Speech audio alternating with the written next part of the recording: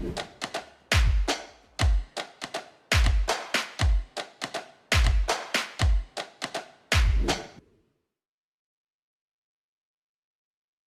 good afternoon and welcome to another edition of Lunch Update, our program to help you stay curious, connected, informed, live, and in real time. This conversation, like all Lunch Updates, are made possible by our presenting sponsor, Perkins Coie, and also a thank you to our Accelerate sponsors, Baker Tilly and Easy Office Products. As always, these are recorded and available on our website at madisonbiz.com. And today, I'm excited, we are joined by three regional chamber leaders from the state of Wisconsin for a conversation around shared challenges and opportunities, but also for a dive into where we can collaborate among our respective business organizations. And before I get to that, what I'm sure is going to be a great conversation, here are a few Greater Madison Chamber updates. First off, I just asked, since this is a live broadcast, as you know, we opened registration for Lunch Update. For Icebreaker last week. And we are down to 28 seats left for the 10th annual Icebreaker on April 11th. That's nearly 800 tickets taken in less than a week. And so we've said it before and we mean it. It will sell out before the end of the week. And so if you have not gotten your tickets yet for April 11th, please do so ASAP. News that is timely. The SBA has announced that this Sunday, March 3rd, is the deadline to apply for the forgiveness for the PPP, the Paycheck Protection Loan Program from the pandemic. Sunday marks the end of a 60-day goodwill exemption period that was given by the SBA. This applies to anyone who has been a PPP borrower for loans under $100,000. But again, if you have not applied for forgiveness, this will be your last chance. It's also interesting to reflect that this program, Lunch Update, started as a weekly program designed to communicate the importance of pandemic-related information to businesses. As you remember, we had consistently and constantly live interviews with health professionals, with health officials, policymakers, elected officials, business leaders, to help navigate what was a deluge of information at the time. In fact, our second ever program, we went back and looked in the archives, was with the SBA talking about the PPP. So it's remarkable how far we've come since then. And again, forgiveness this weekend. You can go to the SBA online portal, fill out the information. You can also find a chat there where they will be able to help you navigate it. And they can also help you apply directly through your lender. If you have any questions, you can also contact this phone number, 877-552-2692. Again, the SBA's customer service number, 877-552-2692. And with that, let's get to our conversation today. So joining me first is Dale Kooyenga. He's the president of the MMAC, the Metropolitan Milwaukee Association of Commerce. He took that title over in January, following a year as the senior vice president. The name sounds familiar. He previously served 4 terms in the Wisconsin State Assembly and 1 term in the State Senate. He's also a CPA and serves as a lieutenant colonel in the U.S. Army Reserve. So Dale, thanks for joining us and appreciate you for your service. Thank you. Laurie Radke is the president and the CEO of the Greater Green Bay Chamber since 2011. So she started just 1 year before I did here. She previously served as the Dean of Corporate Training and Economic Development at the Northeast Wisconsin Technical College, as well as the director of Lakeland College's Green Bay campus. And then finally, last but not least, Becky from the Fox Cities Chamber of Commerce, president and CEO, who joined us as a colleague in 2018. Her previous roles include leadership positions at the AIA Corporation, the QTI Group, which many of you in Madison know well, State Farm, and Alltel Wireless, all in the Fox Valley. She's also, and we'll get into this a little bit, the chair of the Wisconsin Chamber of Commerce Executives for 2024, which is a leadership group around the state of all chamber presidents. So let's start with maybe some intro questions. And Dale, I'll start with you. I didn't get to read your full bio, but I think people can imagine by the things that you have done in your career, you bring a tremendous set of skills to MMAC, a diverse set of skills that make you a great choice. And you're also following in the footsteps of another phenomenal leader in Tim Sheehy, who's been on this show and led the organization for nearly 3 decades. But I'm curious, what attracted you to the position? And then as a follow-up to that, what, if anything, has surprised you since you officially became president? Well, when I was first, when the position was first mentioned to me, my initial reaction was, I'm not that interested. And that was because I thought of MMAC primarily as a lobbying organization based on my previous roles. And then when I looked into it more, which was that evening, I realized there's much more to MMAC than the advocacy part of it, and got really excited about it and called back right away that next morning and said, I'm very interested. I want to talk. Really what I love about the job, and this is what I loved about my previous jobs too, is that I'm a big fan of Arthur Brooks, and Arthur Brooks has done a lot of studying on what makes people happy from government studies. And essentially, what makes people happy is meaningful work and meaningful relationships. So when I look at what we collectively do as presidents of chambers associations, is what we do is we seek that meaningful work. We're trying to make those meaningful relationships happen. And so I could not be more elated to be in this position. And Tim's still around. He's a great mentor, and he's been here for over 31 years. So a lot to learn, but there's also a lot of cool things we can do going forward. Thanks, Laurie. You're equally an accomplished leader with a great background in workforce and economic development. What are some of the economic trends that you're following in Green Bay? And then as a follow-up to that, what are you hearing from your members in this moment in 2024? So it's really exciting with manufacturing really still being our super sector in our region and the state. Business is still really strong. And so we continue to hear that. And when we talk with even developers, they still have projects in the pipeline. And when we go back and look at expansion projects or new development projects, last year, I think we had over 30 projects, which was, again, an increase from the 2 previous years. Even through the pandemic, we saw growth. And this year, we're off to a really great start. So it's nice to know that we still have great trends going for manufacturing, employment.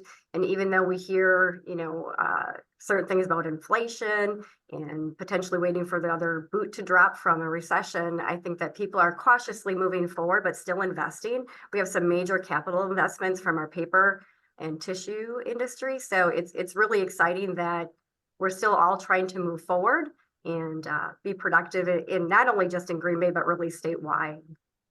Great. Thanks, Laurie. Becky, you offer a private sector perspective. I read in your bio, there's a lot of diversity in your private sector background. But also you have this perspective as the chair of the Wisconsin Chamber of Commerce Executives, which I said is a statewide network of chamber executive leaders. I'm curious what you're hearing both in the Fox Cities as chamber president and your connections to the private sector. But I'd also be curious of what are you hearing from other chamber peers that aren't on this show and maybe represent some of the smaller areas of the state? Sure. And I would agree with what Laurie just said. There is a lot of cautious optimism out there. We just completed a survey and we brought in a national economist. And essentially what we're hearing and what we're seeing from the results are the business community is actually anticipating 2024 to bring increased sales, increased profits without the need to hire additional staff. So going into 24, the outlook seems to be very high right now, but everybody is hoping for a little good luck so that we don't have to worry about the recession that has been, forecasted for months and months now. Let's talk a little bit about talent. So here, we certainly want to hear about what's going on there. But here, we have economic headwinds and tailwinds. We are experiencing continued net migration of talent and showing steady job growth. We've got unemployment rates that hover at times below 2%. But I know that we're all facing some talent opportunities and some talent imperatives. Which is why I think discussing the collective efforts that we have that are rooted in attracting and retaining and developing more talent, I think will be interesting for the audience. And then certainly when we got together, our organizations got together in Madison last year in person, and we all identified workforce as one of the top challenges that we knew we would be facing. So Becky, I'll start with you. I know your membership you did a survey of your membership recently, and it revealed a similar emphasis that I was just talking about on the importance of talent and retention efforts, so recruitment and retention. So talk to us a little bit about how the Fox Cities Chamber is working to address your talent imperative. Yeah, as we mentioned, obviously in the survey, it was very, very clear that talent is still the top priority, and it has been for years. And it's not just here, it's a national and international trend. We just don't have as many people in the workforce. But for at least the past 5-10 years, we've all known people can get a job anywhere. A few years ago, there was 3 jobs for every 1 job seeker, and people are looking for quality of life first. So, we've come together as a community, and we're doing a lot of things that are improving, even growing the quality of life in our region. And that's everything from, advancements in housing and different amenities in our downtowns to direct flights out of our airport. So it's really community efforts to improve quality of life, which will bring people in, which will help create additional workforce for our employers. Thanks, Becky. Dale and Laurie, I mean, I'm certain you're going to agree that this is, an important thing. Are there items that you want to highlight in your individual regions around talent recruitment, talent retention that could help the audience understand how all this is interconnected, like Becky was just sharing?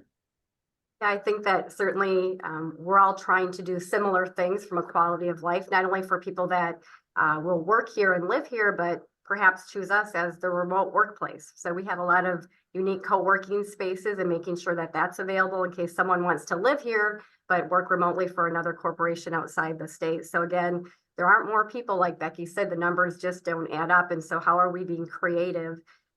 It was probably 6 years ago, we launched a new website called Move Green Bay, and it's providing the opportunity that you can drill down and really understand the community at large, whether it's the schools or churches, and really different the communities that you want to live in. So I think it's difficult when there's a lot of noise and we're all competing even nationally for the same people. How do you tell your story and provide that information and drill that down so it matters to the individual, or if there is a trailing partner or family, that we can be competing at that level. So, from a chamber perspective, and I think many chambers do that, we have a lot of programs wrapped around growing your own talent. We have a youth apprenticeship program that we partnered with our local CISA. So we have over 1,500 students that are in school and working to see if that really is a career path and journey that they want to go and pursue.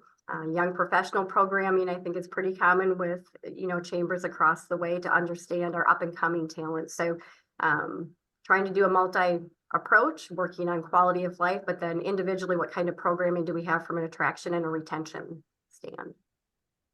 Thanks, Laurie. Dale, I've heard you, as you've been doing your tour of Milwaukee media, I've heard you talk a lot about demographics and the challenges that of creating that new workforce, recruiting that new workforce. So what does that look like as you forecast out for Milwaukee? Well, what it looks like is we have a 1% growth in our workforce between now and 2040. So that's not 1% annually, that's 1% divided by 16. So that is not a sustainable workforce, and that workforce getting older, and with the medical needs and everything else, that's a lot of strain on the economy. I think, Zach, what this really shows is there's a lot of multi-pronged approach to this. When I talk to over 300 CEOs, there's consensus that we need immigration reform. And what does immigration reform look like? Secure the border, have some sort of pathway to citizenship for those that are here, DACA in good standing, move our system to a system where we're having immigration come here based on skill sets and workforce based on over family ties and humanitarian concerns. And then finally, drastically increase the number of legal immigration in America if you're going to clamp down that border. And that's a Republican, Democrat, man on the street, woman on the street consensus right there. We need to lead on that in DC with our congressional delegation. Tell them, we need this. Stop playing politics with immigration. We need more skill sets. We need folks. So that's part of it. I mean, at the state level, Zach, one of the things that I think really is Tim Sheehy's legacy is that, probably when he was too young to know he was taking a big risk here, is the local public school districts here wasn't performing at a level the business community was happy with. So they tried something at that point in time was only in a Milton Friedman book called Free to Choose. And that was the concept of school choice. And now that has blown up as a huge program, not only in Milwaukee and Racine, statewide Wisconsin, but it's become a national phenomenon of saying, hey, we need different ways of educating to untap or take advantage of the talent that's here, but some of that talent can't get through this K-12 system because of broken families or because of generational poverty. So there's a multi-pronged approach to this. I mean, everything from silver talent is, I would argue, people don't retire, keep your one foot in the game one way or the other, to younger folks to talk as far as talking about, yeah, you could go to college and you could work at the same time. So Zach, I think this topic alone is probably a PhD level topic, but there's a lot of things I know that all of us are doing at our chambers, and it has to be done because you can't do much without workforce. The last thing I say on this, Zach, and I think this is huge to our region here, is Wisconsin's still number one, goes back and forth between us and Indiana in manufacturing. And so when you see manufacturing jobs that can look like they're plummeting, it looks like bad news for our region. What you're not seeing is that manufacturing output goes the other direction. It's going out and going up. And what that is called is, we call that productivity. That's good. And so one of the ways that we're dealing with workforce is we're doing a lot of programming. We're doing a lot of encouragement about, relationships and education and resources related to automation, robotics, and AI to get more and more and more out of our manufacturing sector and healthcare and other parts of our industries as well. And that also helps you overcome these workforce talent deficits that we have. Yeah, what I love about what all three of you said, but particularly that challenge around immigration that you said, Dale, is I do think that's a place when we're all together in person again, for us to really put our collective heads, because we're certainly lobbying at the state and federal level on many of those same things, comprehensive reform when it comes to immigration. Certainly DACA is a big priority for us, and there's 3 bills at the state level that we're currently acting on. And I think we've seen when we collectively put our resources and our names together, there's little that we can't get accomplished. And so I love all what you guys said, and I'll put that down as one of our top things to talk about next time we're all together in person. Other big things that are happening in your regions, but certainly big things for our whole entire state.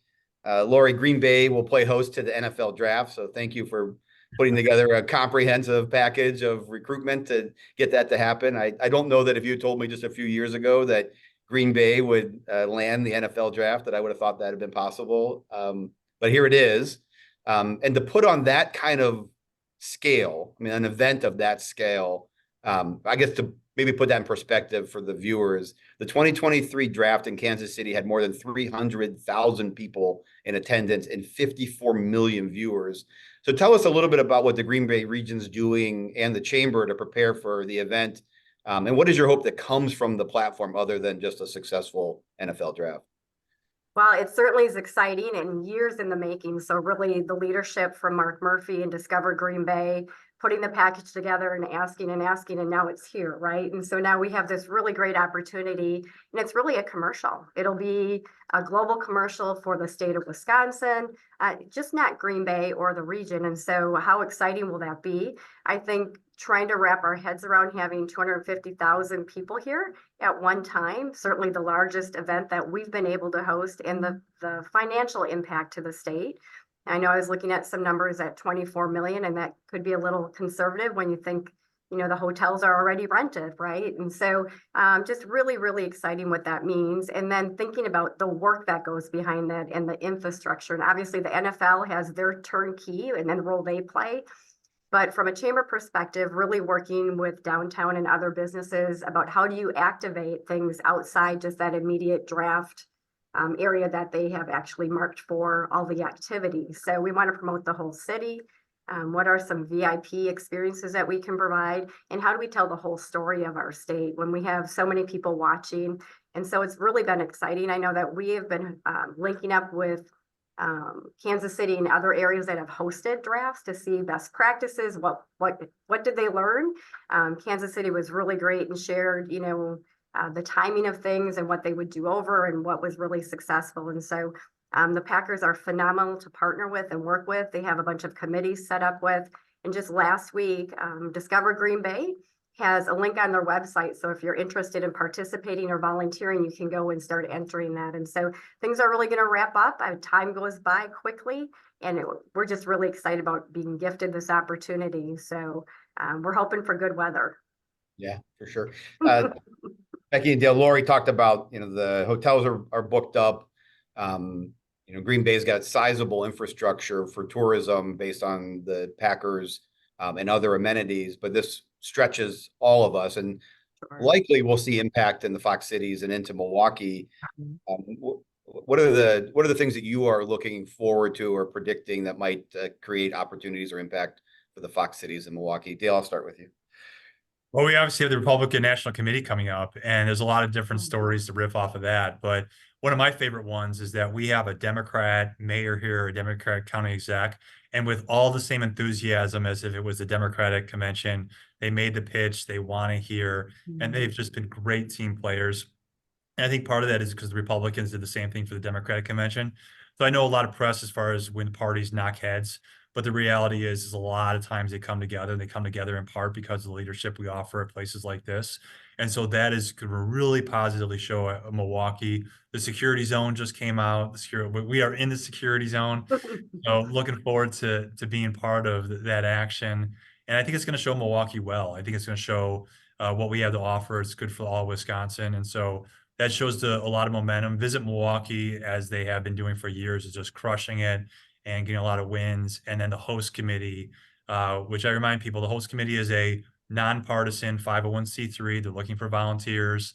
They want to make this a positive experience for all those visiting Milwaukee, and really the economic impact on an event like this, as we talk to our peers in Cleveland, is not going to just be that week. I mean, obviously a lot of money coming here, but when people see Milwaukee on the television, when they're thinking about careers and places like, oh, check out Milwaukee, this is something that has a huge tail to it. So we're gonna milk that cow for a long time to come, and make sure that Milwaukee is making that international news and national news for all the right reasons. Becky, you and I our regions have the benefit of being in the orbit of both of these great events. Any thoughts or planning on how Fox Cities will look to benefit from the draft or the RNC? Well, especially the draft. Anytime that there's a Packer game, all of a sudden the borders between Green Bay and Appleton kind of blur because the hotels fill up everywhere. We do host a huge event here every year, Oktoberfest, and I know that these things only happen because of volunteers, as Dale was mentioning. There's been quite a few meetings that have been going on already in the planning that I know the entire state has been invited to. But one thing that's different when they're looking for volunteers for the draft, these are actually paid volunteers. So we highly encourage people that are interested to please make sure that you're watching for those opportunities. This is going to have huge economic impact on our entire state. Let's move to transportation. Laurie, I think you raised the air transportation, but certainly enhanced connectivity between our metros. But also accessing the global markets is going to be important to our combined economic competitiveness. So let's start with that air travel equation. Interestingly to us and to me, each of the airports serving our respective communities, only the airport here in Greater Madison it's the only one of the four that doesn't have an international designation, and we're working on that. We hope to change that soon. But let's talk about your individual airports. How's traffic been at the airports? Have you rebounded from the pandemic? Certainly locally, we've seen a little bit of return from business travel, but more so we're seeing some leisure travel. So what are you seeing when it comes to reopening those markets and how your airports are doing? Laurie, I'll start with you. Sure. Obviously, we all took a big hit during the period of COVID, and we're seeing some really nice numbers come back. And I know right after COVID, business travel was really down. And I think businesses are, again, picking back up that those relationships matter. Not everything can be done through a Zoom. And so we're not only seeing the leisure travel come back, but business travel is really coming back. Shortly after COVID, we did a business survey of our major employers, and really, I think status quo, but now when we talk to people, people are traveling again, working on those relationships. And I think it's important from a business perspective.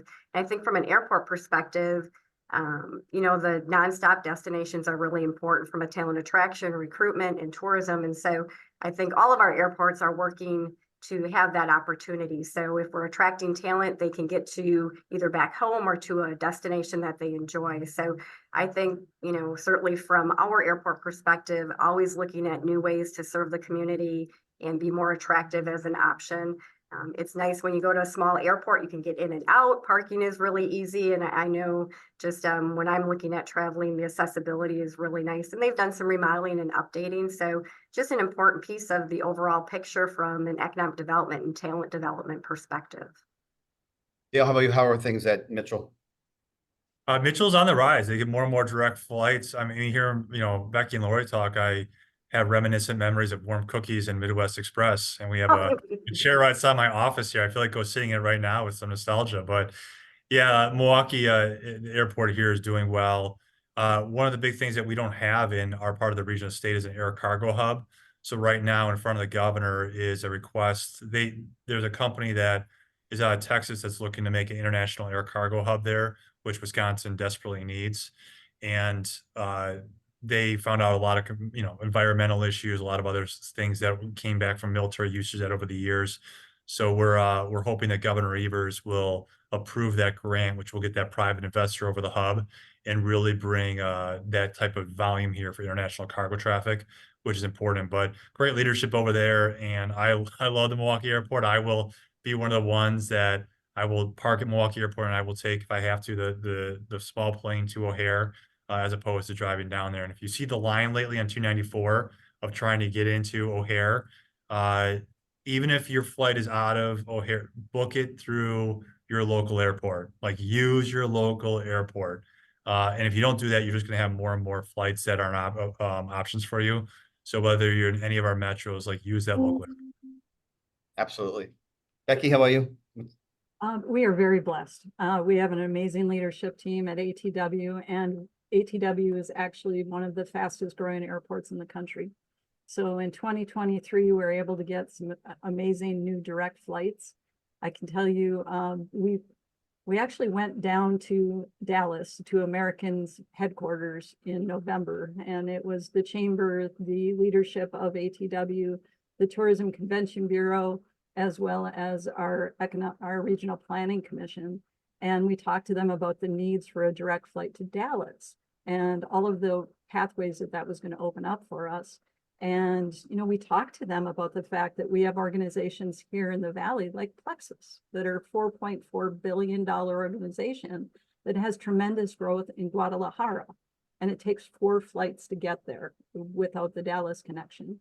So we were very blessed that a month later, we did hear from American Airlines, and starting in June, we will have a direct connection to Dallas, which opens up the entire world. So we're excited about that. We also have a new direct flight to New York. So our team here locally continues to work with the airport and support them as they try to find more direct flights, which obviously helps with talent attraction in our economy, as you mentioned. So moving on to intercity rail, certainly when it comes to multimodal networks, Milwaukee certainly benefits from the Hiawatha. It's, I think, one of the best performing rail lines in the country. Recently, there were 4 corridors in Wisconsin that were selected by the FRA and their corridor ID program. That includes expansion of Hiawatha from Chicago to Milwaukee to the Twin Cities, a new potential service to Madison, and then a Hiawatha extension to Green Bay. Certainly, it's a priority for us here. I'm curious, in your respective chambers, where does this kind of fit in your overall advocacy agendas? How involved are you with these potential expansions? Dale, I'll start with you, since I think Hiawatha is kind of the linchpin of all of this. Yeah. Well, yeah, your assessment on the Hiawatha is accurate. It's a very efficient way to get to Chicago. And, what's key is, I think politically sometimes you hear people root for the destruction of, Chicago's down and we're up. It doesn't work that way. It's a megalopolis as far as economics go. And we want to see success in both regions. And so having that flow of population and folks transitioning back and forth is good for us. So happy to see that go. And there's a lot of other conversations about what the future of transportation looks like. I know the Public Policy Forum here in Milwaukee is doing a study. We're leaning on that. And as part of our strategic review that we're undergoing right now, we'll have more of those conversations as far as, what does public transit look like, in what form? And we want to see more of it. And essentially we want to see it really focused on moving workforce from where they live to where the jobs are at. I mean, you spent a little bit of time. I mean, obviously, much of your career was not in politics, but you spent a little time in elective office. Do you think this is something where the bipartisan support comes around at a state level for expansion of rail? Yeah, I think it's unfortunately the shallowness of politics sometimes. I feel as if you bring up the word, mass transit, and then certain folks automatically start gagging themselves without even getting into the issue and digging deeper into it. So I'm not very optimistic on what that means from a coordinated state perspective. But I think that there's other innovative ideas. I mean, my friend Corey Mason, who is the former colleague in the assembly, who's the mayor of Racine, I know we've had a conversation recently, and he's doing really good work on looking at the Kenosha, Racine, Milwaukee line possibility, and the possibility of using TIF-like districts along those lines. Because when you have a rail service that, let's say it's functioning, you're obviously going to have additional land value if you have that accessibility to Milwaukee. And so you could grab that value, if you're able to grab that value and take care of the capital costs and then find some sort of model to take care of the operating costs. There may be a way to do some of this without going to the legislature and just using existing tools that are at your disposal. And I mean, essentially, this all becomes easier if you have economic growth. I mean, if you have economic growth, you can do this stuff with rising local revenues. If you don't have economic growth, then you're kind of in a holding pattern. So I think that there's some people working on some alternatives there. But I don't think we should give up on, lobbying for alternatives. I mean, I think that we need to have a robust transit system. That's what really makes a first-class city. And that's what young people are looking for. And so, we'll continue to engage on those issues. Laurie, one of the lines has been identified as this extension up from Milwaukee, Chicago, Milwaukee, Green Bay. Any chance that the draft becomes an opportunity to test some of that as a potential service extension? That's interesting that you bring that up. So we have significant corporate and business support to have that passenger rail come here for all the reasons that Dale mentioned, right? It's about talent. But when you think about moving 250,000 people in for the draft and all the parking that's needed, we would love to have, at least a trial run, so to speak, to have that here. Yeah, kind of as a pilot or a test. So it would certainly be a great way to showcase what that could do. Obviously, there's complexities with that when you think about that rate at which it could travel without grading the rails and things like that. But certainly there's been talk. We've had that conversation with Amtrak and the Packers about if that would be something we could do. And it would just be an opportunity for people to see really the impact it could have. And that would be really exciting. It would be quite the tailgate for those coming into town for the NFL. So I would love to see that happen. Well, let us know on our end. We'd certainly be happy to support something like that, even though it wouldn't run the Madison. But beyond the tailgate, just the experience to see what expansion of rail could look like. So let us know if we can be helpful as you push forward on that. Absolutely, will do. I'm going to switch to childcare. We often talk here about our economy as sort of this tent analogy that we use. So we talk about the major industries, the legacy industries that define our tent or are the tent poles, the four corners that provide structure. And then in the middle, you've got the big tent poles that are fast rising. So that's our technology infrastructure, our technology economy. But what goes unnoticed a lot are the couplings, the tie downs, the linchpins that hold everything together. And one of those industries that we know is a coupling or a tie down is the childcare industry. And they support those tent poles industries. And we all know that childcare is struggling. It's a market failure across the board. It doesn't belong to any of our regions. We're struggling to pay competitive salaries. The workforce costs have become prohibitive because if we raise salaries, then we have to raise rates, and then less people can afford it. But Becky, I referenced earlier your member survey, and I said number one was talent. But number two was childcare on your list of priorities. Did that surprise you? And then I'm curious as to how you're leaning into that as a way to try to address what is a nationwide market failure, at least in my perspective. No, it didn't really surprise me. And I don't think it would surprise any of us to see that on a survey. We hear about it every day. There are definitely employers here in the Fox Cities that have done some really creative things. Aaron's Corporation, built a daycare facility, and they heavily subsidize daycare for the families that, do any work with Aaron's. So, there's really creative out of the box things that are going on here. We've done everything we can think of to help people that may be interested in, going into that field, right down to, we even did a TV segment where we had guests on that were speaking about all of the government programs that are out there to help subsidize the startup of childcare. But at the beginning of this conversation, Zach, you said that there's a lot of opportunities for us to partner. And I think this is one of those things that's on the forefront of where hopefully together we can move the needle. Dale, Laurie, any additional thoughts or perspectives or things you're working on a local level on the childcare challenge?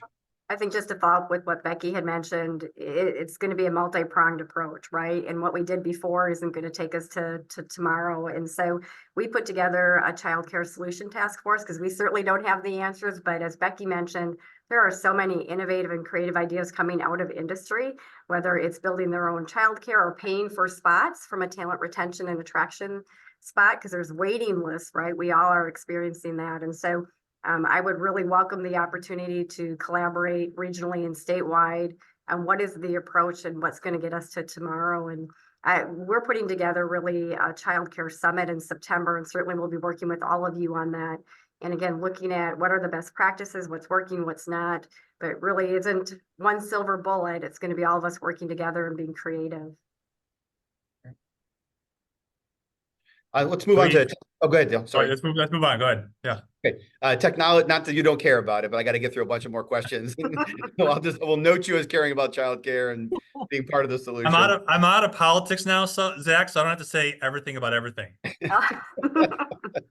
Well, we have 7 minutes left and a few more questions that I would love to get to. Let's move on to technology and innovation.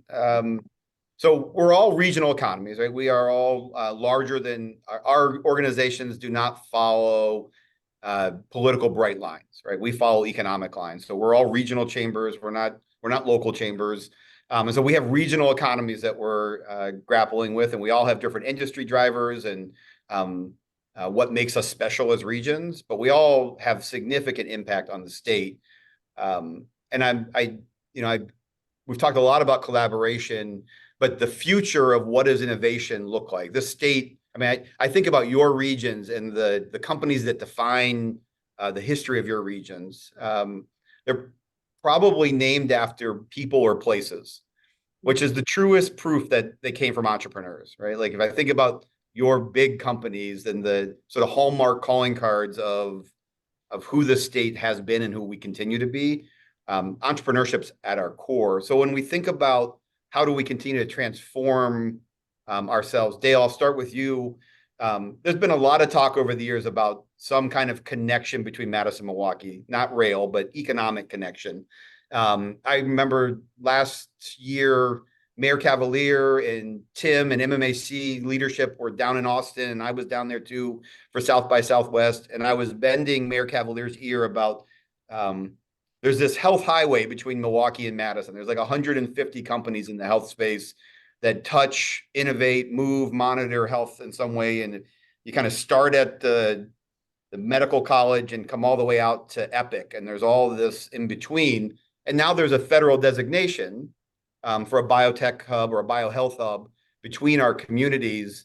But I'm interested about where you see something like that going, that as far how does it transform our regions? Are you as bullish as we are on this connective tissue, word choice intended, between greater Milwaukee and the regions that surround it, including Madison?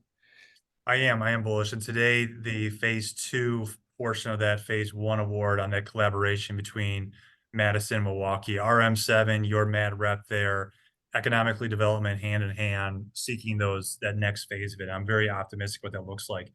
Zach, when I moved to Wisconsin in 99, you drove from Chicago. When you left that Waukegan area, it was mostly farms all the way until you hit, just about south of where the airport's at. And you look at that today, and we're very close to having that entirely developed from Chicagoland area all the way through Milwaukee. But yet it's a drive I've done many, many times. Yet if you head west from the Waukesha County and you go to Dane County, there's just not that same that same visible economic growth going on. And I think there's a real opportunity to take our two economies, which offer different parts of economic opportunity, and blend those together in new opportunities. And so you take our manufacturing, you take your academic, your bioscience, you put that together. I think there's a lot to be said for that. There's a lot of momentum there. And I think that we have the right leadership for it too. So I'm looking forward to that continued collaboration. I think that someday in my lifetime, that corridor between the Milwaukee area and Madison will look very similar to the economic growth we've seen between here and the Illinois border south. Great. I agree, Dale. Laurie and Becky, I said it, but like just illuminated Pierce, Oshkosh, Bolt, Bergstrom. I could go on and on, right? Your regions have a history of entrepreneurship. I'm curious as to what that looks like going forward. Where are you organizationally leaning in to develop the next generation of entrepreneurs? Laurie, I guess I'll go first. Back in 2022, we did a lot of strategic planning, and we really, as an organization, decided that's where we need to lean in. Because coming out of COVID, there was more entrepreneurs than anybody realized. You know, people were starting businesses left and right. So we actually launched a robust product that provides a full suite of support, helping our entrepreneurs and our small business owners and our small nonprofits get to the whole next level. So, you know, even basically it's our community wrapping our arms around those entrepreneurs and trying to help them get to the next level. So it's everything from small business consulting to networking opportunities, anything that a chamber can provide. We've really leaned into the entrepreneurial space. So I can tell you, launching it in August of 2022, we've had almost 600 small businesses and entrepreneurs signed up for that support. So it's exciting to see what's going on, but you're absolutely right. When I look around the Fox cities, the big major employers all started here, but that happened because their community wrapped their arms around them and helped them get there. Laurie, any additional thoughts? Yeah, I think similar to what Becky mentioned, we're really leaning into it. We did a strategic planning process back in 2017 and then an update in 2021, and really the need for the chamber to provide that connectivity and the resources to start those small companies that do grow into the names that you had mentioned. And we actually are fortunate that we have a startup hub. And so we actually have a business incubator in which we have light industrial, but we also have 28 office spaces, and we're usually running at a 90 to 95% occupancy rate. Our goal is to graduate those companies, right, so they can continue to grow, much like paper transport. And now they're up to 1,000 employees. So it's those success stories that help us realize that we need to grow our own. And that is really a critical piece of what we do. And we also knew there was a gap in funding and financing for those startups. So we launched a program called Tundra Angels, and it's really that second stage investment opportunity. And that program was housed at the chamber, and it grew so well that we actually graduated out of our umbrella so we could just let it flourish. And you know, the funding for those entrepreneurs is as critical as just the resources and the training and help along the way. Well, as I knew expected, we were going to run out of time before I can get through my question. So this was going to be a question, but I'll make it as a statement and hopefully a call to action for all of us. You know, one of the things when it comes to state politics that we know Wisconsin's a purple state. Greater Madison's population is growing, and frankly, growing more blue as it grows. And, you know, we think this explains in some parts, you know, some of the challenges that we have in talking about who we are economically. But just as we've said throughout this entire broadcast, my hope is this is a place too where we can work together, where you can be radically candid with us and tell us this is how you're perceived, this is how your voice is heard, but also that you can be, you know, friends and allies to help us tell our story in a way that breaks through politics. And so I'll put a pin in that one for a future conversation. But let me talk about a specific place. We all talked about talent and politics. And we know that the acronym DEI has become a political issue. It's, you know, both on a local, state, and national level. But there's been a couple news reports out, and all of our organizations are leaning into talent, including growing and diverse talent and retaining diverse talent. I'm wondering, what are you doing on your respective regions to both increase the diversity of who we are as a state, but maintain what we've fought hard to have already? And I'll start with you, Becky. It's interesting because people always say, I think years ago it was, do you have a program that talks about DEI? And I think that I'll speak on behalf of all of us. I'm pretty sure DEI is now integrated into every program we have. No longer standalone programs. They're just the core of who we are. There is a great program that goes around the state. I'm sure that all of us have been involved in it. That's called the Toward One Conference. It actually brings a statewide focus to DEI initiatives. I know it started in Milwaukee. Laurie, I think you unfortunately had it during COVID, so it had to be virtual. We did. Last year, but it is coming up in Eau Claire, and it's a great example on how not only the chambers, but the whole state has come together to shine a spotlight on this. Laurie, how about you? What's going Back on in in 20, I'm sorry? Go ahead. Oh, back in 2017, out of our strategic planning session, really knew that we need to lean in this and make sure that we were listening instead of just doing, which I think sometimes we always jump to solution and we don't take the time to actually listen. And so we formed a very robust diversity, equity, and inclusion task force that meets on a regular basis, and they've divided into different subcategories. We have housing, board diversity, small business, and the CEO Action Pledge, which I know we don't have time to dig into that, but that's something that I would hope everybody would go research on their own. But this is really a top priority for our organization. Sorry to do this to you. I mean, Region of Choice is kind of was the originator, and it continues to be an innovator in this space. And I'm not giving you enough time to truly do it justice, but sort of just quick framing of what you're working on in the Milwaukee region. Well, race issues was among the top liabilities when my predecessor had a conversation about it 5 years ago, which is where Region of Choice came from. And it was a commitment to make a bigger binder with more diverse talent to get talent in those positions. And they knocked the ball out of the park as far as those goals and surpass those goals. And that runs out this year. And so right now we're in the process of deciding what Region of Choice 2.0 looks like. And I'm really excited with what that means. And I think there's gonna be some great fruit from that process. Great. Well, this is an area where I think we can all work together. There's a lot of commonality and shared outcomes and goals. So with that, let me say thank you to the three of you, to Becky, Laurie, Dale. I appreciate each of you on a personal and organizational level. Thanks for everything you do for your regions, for the chamber industry, and for this entire state. So thank you. Appreciate your time today. I also want to thank all of you for spending some time with us. Sorry to run a couple minutes over. And then a special thank you to our presenting sponsor, Perkins Coie. We'll see you all next time right here on Lunch Update.